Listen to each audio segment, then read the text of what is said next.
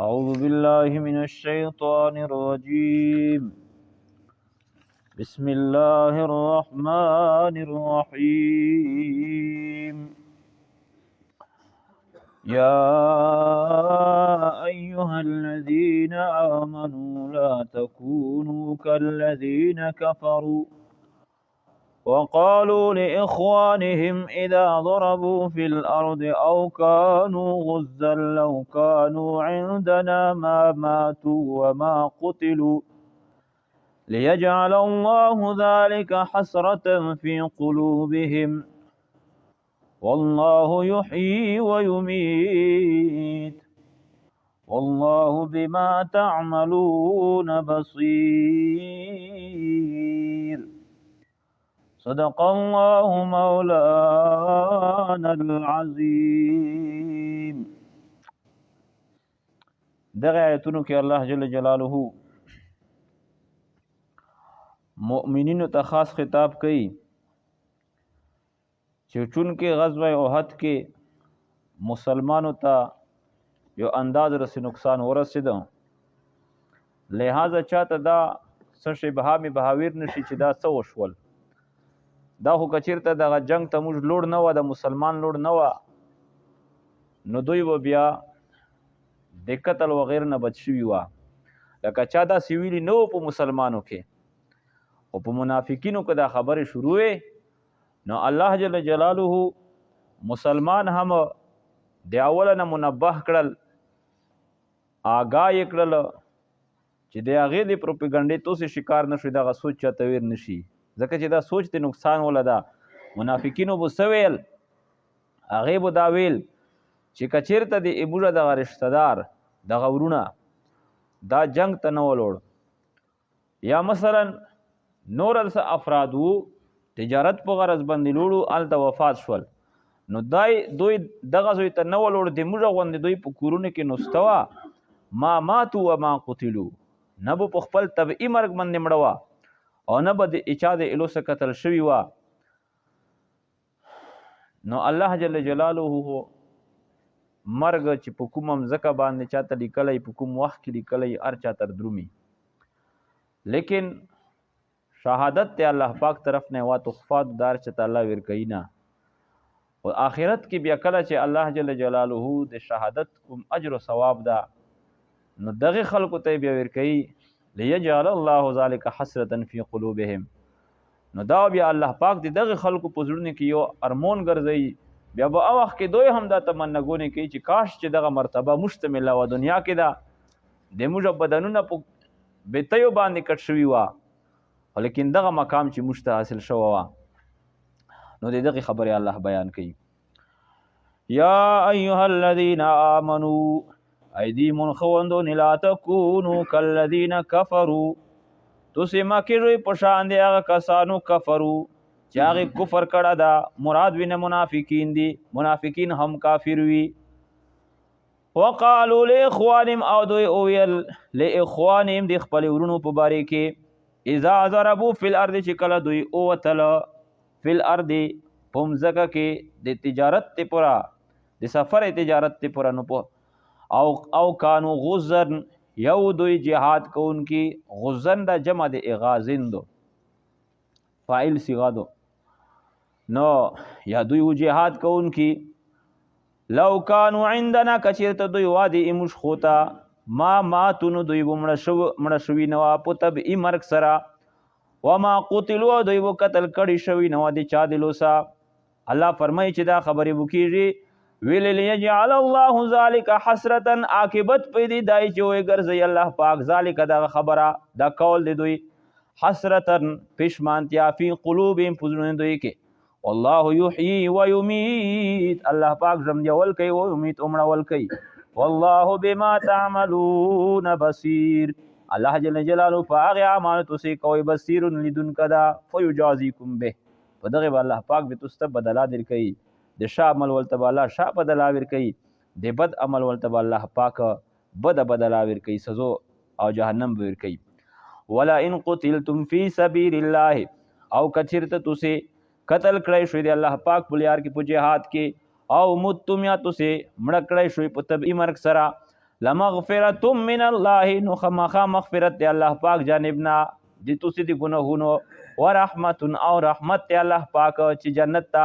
خیر ډیر بهتر ده مما یجمعون دی هغه شیونو نه چې دوی جمع کوي دغه منافقین کافرین د دنیا نه. ولا امتم او قتلتم او کچرتو سي مړه کړی شو یا تاسې قتل کړی شو جهاد کې نو څه وشول؟ لا اله الله تحشرون، هماها په طرف ته الله جل جلاله به تاسې حشر کولی شي. او که د منافقین نن ژمدي پوتې شول مر خو به د هغې ته امر درومي، بیا به د الله ته وردرومي. فبما رحمة من الله لنت لهم ولو كنت فظا غلیظ القلب. الله جل جلاله د نبی علیه الصلاۃ والسلام تعریف کوي احد کې څومره نقصان وشو، شکست فتح په شکست باندې بدله شوه، مال غنیمت تلو سوته، 70 کسان شهیدون شول او په سلګونو کسان زخمیون شول. په خپله جناب رسول الله صلی الله علیه وسلم زخمی شه، غوش مبارک شهید شه. نو اوس د کوم چې ژمدي دي خو په دې کې هغه کسان هو که نه چې هغه د جبل رومات نه کوز شوي وو، داسې عام کاس چې وه دا به ژمدي نه وه پرېښي، ځکه چې اصل نقصان خو تقریبا لیکل الله خو سبب دا ورته وګرځېدل. خو نبی علیه الصلاۃ والسلام چاته په خوله باندې هم نه چاته اشارتن داسې ونه ویل چې یاره دا تو څه وکړل، د ایتو د ایلو سه دغه ټول نقصان جوړ شه. علیه الصلاۃ والسلام چاته دا غږ هم نه وکړ. الله پاک دا تعریف کوي او دا ورته یی چې چونکې دومره عظیم اخلاق الله پاک در کړي دي، په تو کې نرمي پیدا کړی دو، نرموله دا د الله پاک یو نعمت دی. چاته ویل کی ما یحرم الرفق یحرم الخیر، څوک چې د نرمۍ نه محروم کړی شو دا د ډېر خیر نه محروم شو. نرمي دا د الله یو نعمت ده چې په چا کې نو دا صفت اپناو کول په چار وي. معمولی خبره باندې کنزل، معمولی خبره باندې چاته شریک کول، معمولی خبره باندې چا عزت نفس او غسل، چا هتک او بے عزتی کول،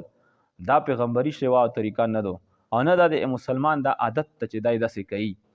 بلکې عفو درگذر قرآن کې الله پاک څومره دی عفو درگذر تلقین کوي، دال د کې بیا هم ته کوي. نو نبی علیه الصلاۃ والسلام هغه کسانو ته اس قسم ته غږ نه وکړو، نه قولا او نه اشارتن. الله جل جلاله تعریف کوي چې ګوره دا نرمي الله در پکې پیدا کړي، ځکه په تو د صحابه زون قربان کوي. دغه احد میدان کې چې کله حمله هر طرف نه شروع شوې، کفارو کوشش دا چې دوی پیغمبر ختم کړو. 10 کسان دا نبی علیه الصلاۃ والسلام باندې مسلمان ګرد ارتو او د هغې گذرونو ته د هغې د تورې، د هغې د نیزې، د هغې د غیشو گذرونو ته خپل زړونه مخته کول. حضرت طلحه رضی الله تعالی عنہ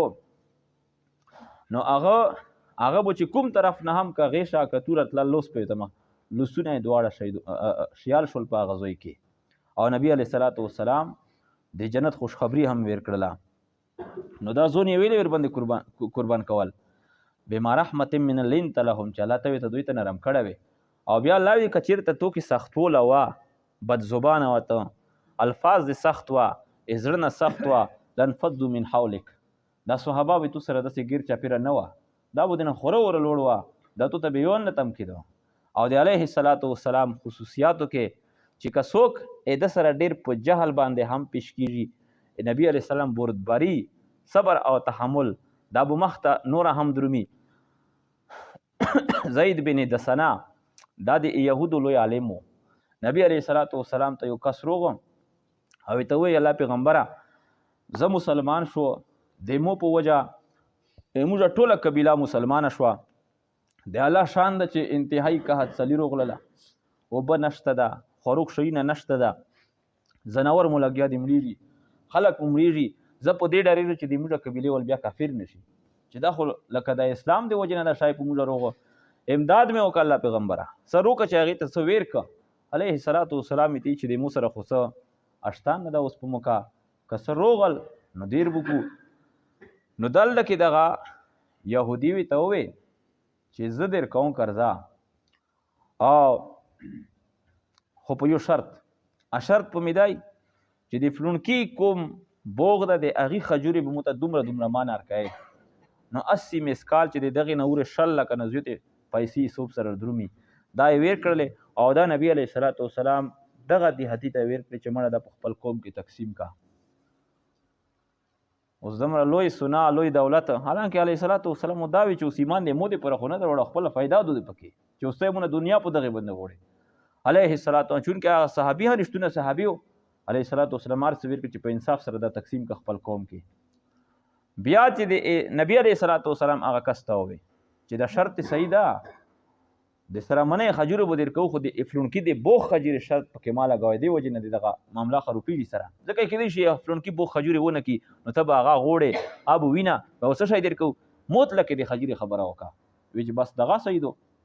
افلونکي د بوخ شرط یې وایسته وینه کوم مدت چې سره کړه مثلا میاشتې 2 میاشتې د هغه مدت نه دغه یهودي پیله روغه او د نبی علیه الصلاۃ والسلام نه مطالبه شروع کړلې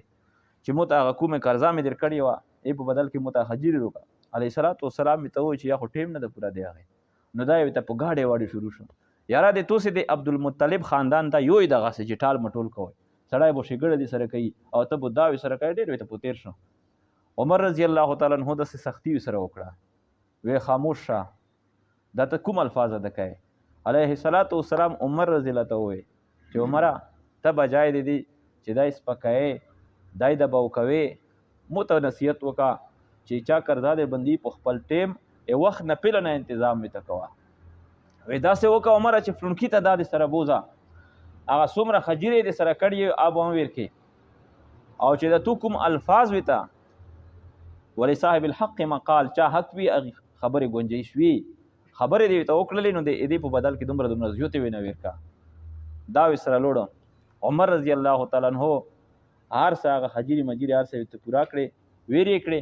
بیا دغه یهودي وی ته یی چې عمر ته مو پیژنې د څوک یو وی نه پیژنه دی نه وی زه زید ابن دسنه یم وی زید ابن دسنه د یهودو لوی علامه وی او وی ته دومره لوی د یهودو عالم یې او هر یهودي بیا عالم خو ډېره لرې خبره هغه ته د موږ کوم دا پیغمبر چې دا وی ته داسې معلوم ده لکه خپل اولاد چې ته معلوم ده نو داسې الفاظ څوک داسې رویه داسې لهجه د داسې شخصیت سره دا مناسبه دو تو دې پوره چې تو د سره استعمالوله نو بیا ورته دغه یهودي چې عمر وروه وی مو د دغه پیغمبر چې څومره علامات وو تورات کې دا مې ټول موندلي وو پکې دوه علامات داسې وو چې د د بدن سره د د وجود سره د هغې تعلق نه لکه د نبي علیه السلام د وجود کومه نقشه وه داسې به د سترګې وي داسې به یې ویښته وي داسې انداز سره به یې قد وي داسې به یې مخ وي دا د به خصلتونه او عادتونه وي نو وی چې د عادتونو سره متعلق وو عامې پکې یا نو میندلي عامې وی اوس پکې میندل وی یو عادت یې دا و چې که چېرته ته د ده سره څومره هم بدسلوکي کوې بدمزاجي وي سره کوې نو د ادب و سخاوت زیاتېږي او د ده سره چې ته څومره هم ته بدسلوکي کوې او رویه وې سره خروپوې د ده به تحمل او صبر برداشت چې ده زیاتېږي وی دا دوی مې اوس پکې میندلې سا چې اوس وي چې تو په مخکې په ده زه ایمان وروړم نو نبي علیه الصلاۃ والسلام ته روغ او د شهادت کلمه یې تېره کړه او مسلمان شو او بیا یې ورته د الله پیغمبره د مو څومره مال چې دغه نیم مال دا مې بیت المال ته وقف کړه په مسلمانو یې تقسیم کا نو الله جل جلاله د هغې صفت تعریف کوي فبما رحمت من الله لنت لهم په سبب د رحمت د سلوی رحمت من الله د الله جل جلاله نه چې دا رحمت د صبر ولا د الله پاک طرف نه ملاو د دیتا لنت لهم ته نرم شوی دوی دی پورا ولو كنت فظا غلیظ القلب کچیرته واته فظا سخت گو د سخت ژبې ولا غلیظ القلب د سخت زړه ولا لنفضوا من حولک نو دوی بو خامخا خوره وره شوي وه دینه لوړ به د حولک د ګرچاپېره د تونه فاعف عنهم نو ته معافي کوه دوی ته زړه سره یې معاف کوه استغفر لهم او ته بخښنه طلب کوه د دوی دپاره چې الله پاک د کوم څه نه وشول دا یې ته معاف کړي او صرف په دې به اکتفا نه کوې معاف خو به یې کې بیا به ورته یایې چې یاره بیا به تو سره زه مشوره نه کوم نه مشورې کې هم ورغوړه چې چاته دا زړه کې نه وي چې موږ نو لکه پیغمبر علیه السلام یا خفا ده وشاورهم فی الامر او ته د دوی سره مشوره او خوله په امر معامله کې فاذا عزمت فتوکل علی الله چې کله ته عزم وکړې په یوه خبره باندې فتوکل علی الله نو اعتماد کوه توکل کوه په الله پاک باندې ان الله يحب المتوکلین بشک الله پاک پسند کوي د توکل کول را ینصرکم الله فلا غالب لکم کچرتا ینصرکم الله امداد کوي الله پاک دې تاسو فلا غالب لکم نو بیا نشته سو غالبیدون که په تاسو باندې و ان یخذلکم کچرتا پریږدئ دې تاسو امداد الله پاک فمن ذا الذی ینصرکم من بعد نو بیا څوک ته هغه کس چې امداد دې تاسو وکړي من بعد دې پریږدلو د امداد د الله پاک نه وعلى الله فليتوكل المؤمنون او خاص په الله پاک باندې پس توکل دې کوي اعتماد بروسه دې کوي المؤمنون مؤمن خلق واخر دعوانا ان